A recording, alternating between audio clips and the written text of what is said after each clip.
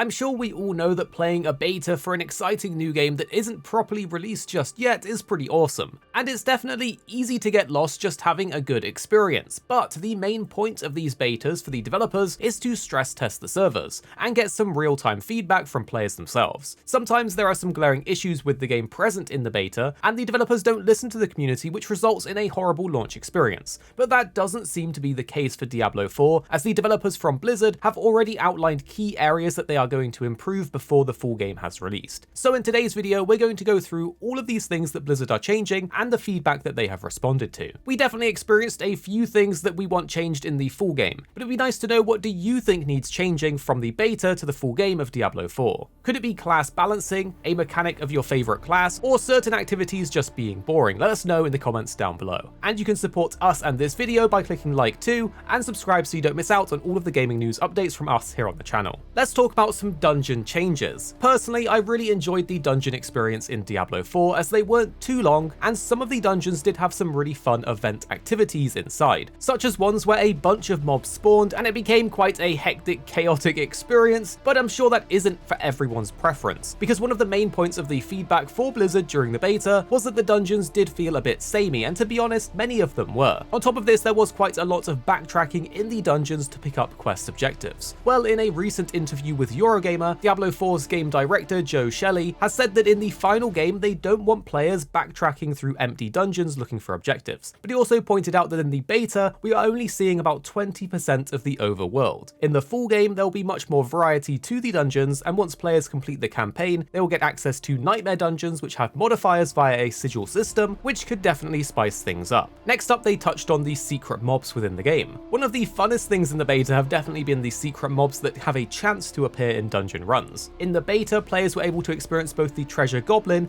and also the butcher boss, with the butcher being a big hit amongst players. Joe Shelley actually did speak about this, and he said, haha, he is kind of a reverse treasure goblin, yes. One of the things that can be really fun is changing up your players' goals at any given moment. The treasure goblin does that by running off with a pile of loot that you want, so you're likely to opt to go into extra danger to get it, while the butcher does this by ambushing you and creating a situation where you're more likely to run and potentially run into other dangers or navigate under pressure. So broadly speaking, in Diablo 4, we're looking for ways to add that kind of gameplay that changes the player's experience on the fly. Personally speaking, we didn't actually get the butcher to spawn in the early access beta, so if you guys have any cheeky tips for forcing this guy to spawn, do let us know, because we farmed dungeons back to back and we never encountered him. They have also touched on queue times. This is something that definitely had an impact on the last beta, with long server queues and crashes on day one. Blizzard have made some fixes to the queue system to reduce the queue times overall,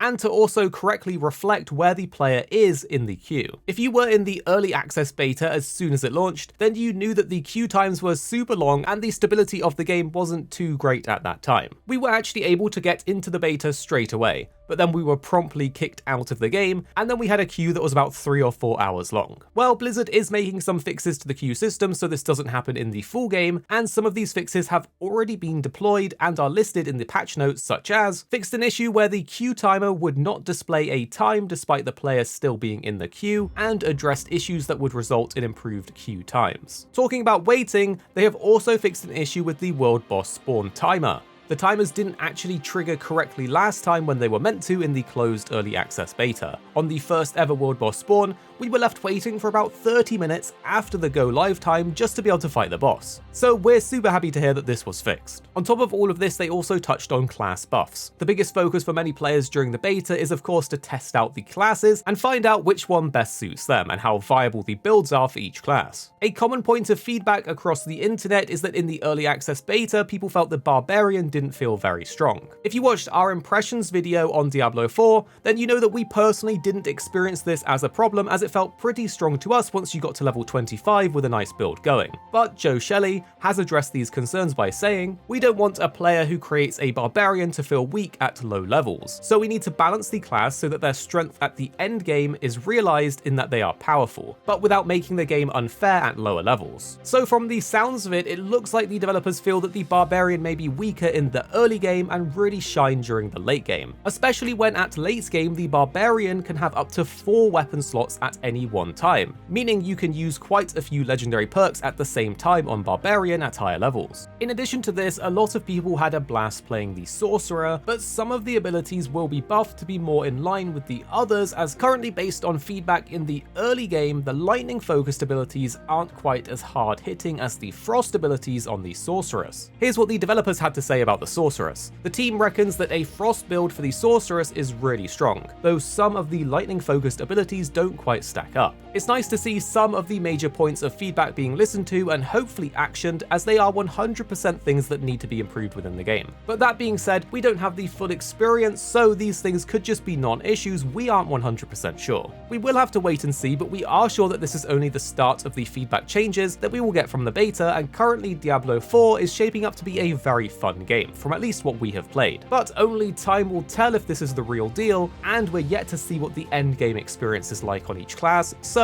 again, we'll have to wait and see. So what do you think of all of this feedback from the developers? And are there any other particular balance changes that you wish to see from the beta to the full game? Tell us in the comments down below. And the 2 videos on screen now, we think you'll really enjoy if you did enjoy this one. Of course, you don't have to if you don't want to, but if you did enjoy this video, you're probably going to like these ones too. And then tell us what you think after watching in the comments down below.